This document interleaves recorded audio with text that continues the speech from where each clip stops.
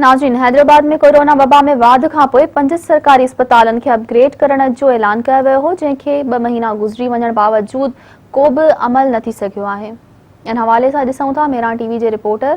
Salim Alhaji DHO Hyderabad doctor Lala Jafar सां कयल ॻाल्हि ॿोल। जी, सिंध के बे नंबर वॾे शहर हैदराबाद में जैसे कोरोना केसिस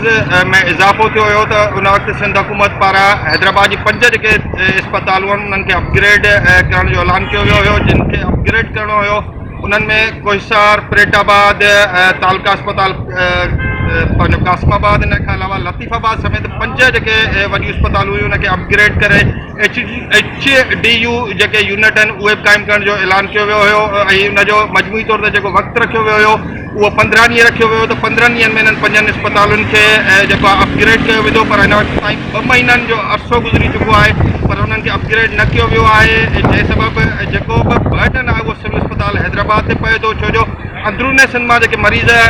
अचनि था उहे बि जेको आहे सिविल अस्पताल हैदराबाद ते डिपेंडेंट हुजनि था। इन हवाले सां शहरनि जो इहो मुतालबो आहे त सरकार पारां जेको ऐलान कियो वियो उनखे अमली जामो करायो वञे ऐं जेके 5 जेके अस्पताल हुयूं जिनखे अपग्रेड करण जे हवाले सां ऐलान कियो वियो हुयो उन्हनि खे अपग्रेड कयो वञे। जॾहिं त ज़रियनि जो इहो चवणु आहे त अपग्रेडेशन जो ऐलान त कयो वियो हुयो पर हिन वक़्त ताईं जेके फंड आहिनि उहे जारी न कया विया आहिनि, जंहिं सबबि हैदराबाद जूं जेके 5 अस्पतालूं आहिनि उहे हिन वक़्त ताईं अपग्रेड न थी सघियूं आहिनि। जी,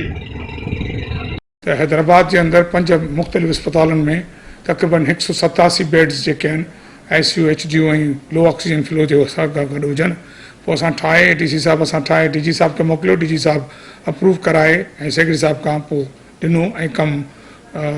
उतां तोड़ फोड़ शुरू थी ऐं टाइलिंग वग़ैरह लॻी, पर कुझु अरसे खां बीठल आहे, शायदि क्लोज़िंग जो महीनो आहे त पैसो हुननि खे न मिलियो आहे, छो त हिननि चयो आहे त असां वटि फंड जी कमी आहे। उन मास वैक्सीनेशन सेंटर भी आहे, अधु हिसो ठहियो आहे, अधु हिसो ठहंदो, मुंहिंजो ख़्यालु आहे फंड्स जी कमी हूंदनि जेका जल्द रिलीज़ थी वेंदी इंशाल्लाह। 5 अस्पतालूं असां टोकन कयासीं त 4 तालकनि जूं हुयूं, हिकिड़ी शहर जी कईसीं,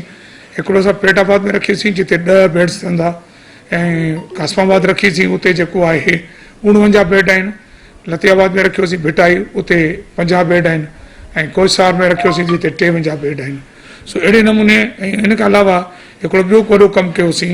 त भई ॻोराड़ी मायूं अगरि कोविड थी वञनि त उन्हनि खे किथे रखिजे, त उन्हनि लाइ CDF जे अंदरि 20 बेड, त इन्हनि खे टोटल मिलाईंदासीं त 187 बेड आहे